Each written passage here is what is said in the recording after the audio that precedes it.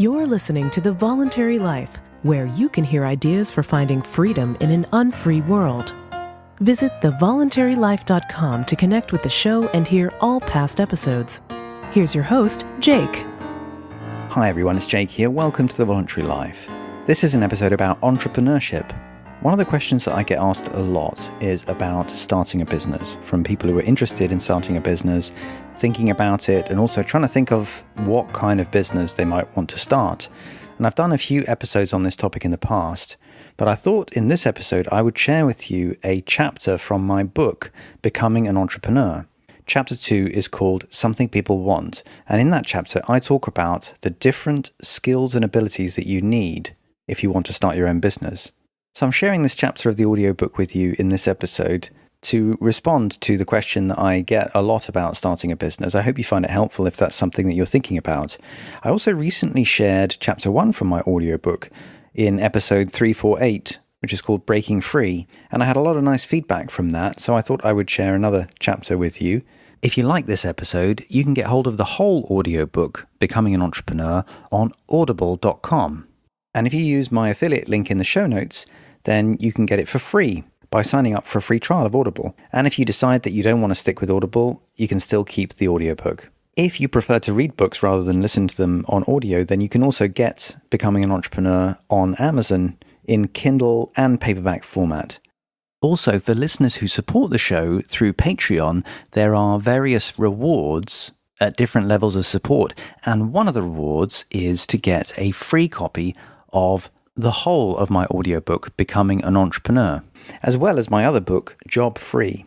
Patrons are supporting listeners who help make this show possible, and I really appreciate all their support. So especially if you're a long-time listener, please do support the show by becoming a patron. You can find out more about that in the link that I'll put in the show notes. And you can also find information on my website, thevoluntarylife.com, and directly on my Patreon page, which is at patreon.com/thevoluntarylife. So without further delay, here's chapter 2 from my book, Becoming an Entrepreneur.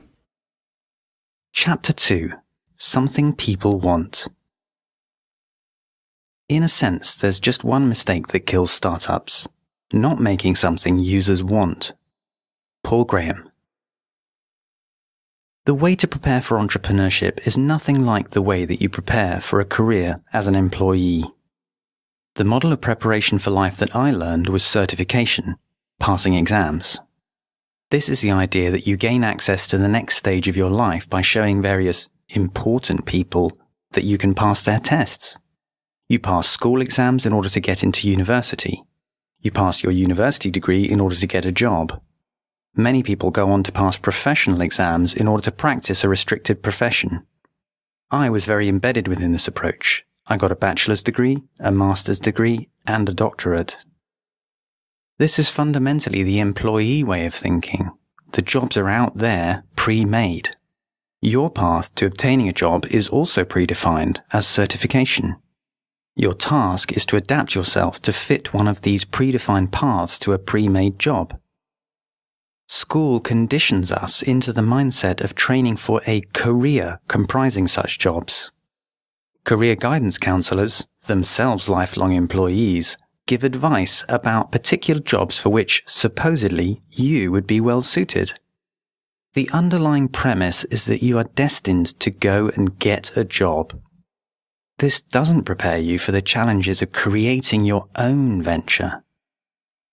Preparing to become an entrepreneur is a completely different exercise. Potential customers do not issue exams that you can cram for in order to get their business. Nobody cares what school you went to or what degrees you have. What they care about is whether you're doing something that is helpful to them. Entrepreneurship seemed like an alien way of life to me when I was at university. My vague notions about how to become an entrepreneur tended to be infused with wishful thinking.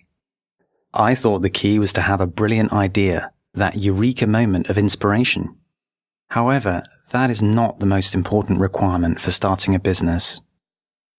What counts for success is not so much your business idea, which will change over time, but rather your capability to execute it. You will be more capable of executing some ideas than others, so it helps to be conscious of your own strengths and weaknesses in choosing what kind of business to start.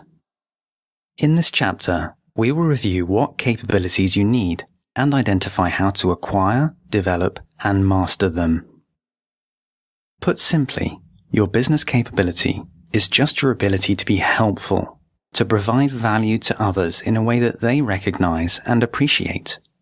When you ask yourself what kind of business you should start, what you are really asking is, what can I do that would be helpful to others? That is a more practical way of looking at the question. You need 3 core capabilities in order to provide value to customers. 1. Customer empathy. 2. Industry knowledge. And 3. Technical expertise. If you have all of these for a particular idea, you're in the best position to start a business in that area. If you have none of them, then you need to develop them first, or see if you can find a different business idea that you have more capability to deliver. If you have 1 or 2, then you know where your strengths and weaknesses lie. Let's look at each of these capabilities in more detail. Customer empathy. You can only help improve customers' lives if you understand them. Customer empathy is the ability to put yourself in a customer's shoes and understand their problems. In order to do this, you need to understand how they live at present and how your proposed offering could improve their lives. One of the best ways to get good customer empathy is to be a customer yourself for whatever solution your business provides. This is known colloquially as eating your own dog food. It is helpful because you experience the same needs that your customers experience. A business must create value for people. In order for this to happen, a business owner needs to understand what other people want. It's a lot easier to understand what others want if you want the same thing too. If you personally need the solution that you intend to provide through your business, then you will be a far better judge of whether or not the business is successful at fulfilling the need. This approach informed Steve Jobs' decisions about product development at Apple. He often said that he worked to create products that he would be proud to share with his friends and family and that he personally wanted to use. I applied this approach to the audiobook you are now hearing. I wrote about the ideas that I found most helpful and inspiring when I started my business. If you're building a product or service that you personally need and will continually use, then you're in a good position to make informed decisions about improving, refining, and evolving your product. You will see which changes to the product help you. Phil Libin, CEO of the note-taking application company Evernote, talks about how he finds it much easier to run Evernote than the previous companies he founded because he and his team use the product daily. The Evernote developers do immediate market testing on themselves. However, you might want to start a business offering something for which you're not a potential customer. This is often the case if your product or service is designed to help businesses rather than individual consumers. For example, my pedestrian movement consulting business provided advice to retail developers. Since I had never worked as a retail developer, I was never a potential customer for my service. In other words, I wasn't able to eat my own dog food. Entrepreneurs who can't be a customer for their own product rely on research and imagination as tools to develop customer empathy. This means getting as much understanding of your customers as possible in order to simulate within your own mind what it is like to be in their position. This is harder than being a user of your own product, as you need to rely on feedback from your customers. On the other hand, even if you use your product, it still helps enormously to get feedback from paying customers, since they are able to provide you with a more objective assessment of your product or service. There are many ways of getting structured feedback from customers, from online questionnaires to in-person interviews. I interviewed our customers regularly throughout the growth of my business and asked them for detailed feedback on how we could better meet their needs. Those interviews helped me understand and empathize with them better. The biggest source of customer feedback comes through the sales process itself, which we will discuss more in Chapter 4. Industry knowledge. You can't be helpful to your customers until you understand their circumstances. Customers do not exist in a vacuum. They are people working and living within their own constraints. Where they live, work, or shop might have a big impact on whether they can buy from you. Perhaps it matters which operating system they use or which devices they own. Maybe it's important to know when they get paid and how much they can spend. It is also important to understand the circumstances of the other businesses that serve your customers. This could include understanding how potential distributors interact with your customers. It could involve knowing potential affiliates and how to incentivize them. It might also include understanding any major issues in the industry that are changing the way that people do business. The best source of industry knowledge is previous work in the industry. This kind of knowledge is one of the most valuable things that you can get from any jobs that you have before starting your own business. I worked as a property market consultant before starting my own consultancy, which gave me valuable insights into the problems facing property development companies. You can view your experiences as an employee as great opportunities to get an insider's understanding of a particular industry. Additionally, you can learn about an industry from having close contact with other people who work in it, such as friends and family. My father is an architect, so I was able to gain insight into how architects purchase consulting services and how they could be partners for our services. It is beneficial to talk to as many people as you can about their work so that you can learn about what happens in their industry. You can also gain industry knowledge simply by finding resources that teach you about how the industry works. For example, I didn't know anything about self-publishing when I chose to publish this audiobook, so I read books in order to learn about it. Even if you don't know anyone in the industry, when you reach out to people and ask to talk to them, you may be surprised by how helpful they can be. Most entrepreneurs I know are happy to talk to others who are trying to start a business. They can be a great source of industry knowledge, and they may connect you to people with whom you could develop partner or affiliate relationships. The real value of all this knowledge is to give you an understanding of how money flows around your customers. This will make you more capable of delivering value and getting paid for it. Your empathy for customers will be supported by a practical understanding of their context and constraints. Technical expertise. Technical expertise is specialist knowledge about how to deliver a quality product cost-effectively. This includes knowledge about how to improve quality or reduce cost without compromising either. The rarer the technical expertise you have, the harder it will be for customers to get your offering from someone else. If they need the benefits that your product provides and cannot get those benefits elsewhere, then your offering will be valuable. Technical expertise can give you the opportunity to innovate in ways that increase productivity or improve customer experience. If you know how to do something differently or provide a service that is totally new, it can give you a huge business advantage. This is why entrepreneurs cluster around fast-developing technology. That's where the opportunities are.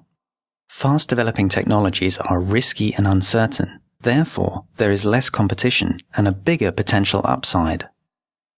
Acquiring technical expertise means becoming skilled at something that is both difficult and useful.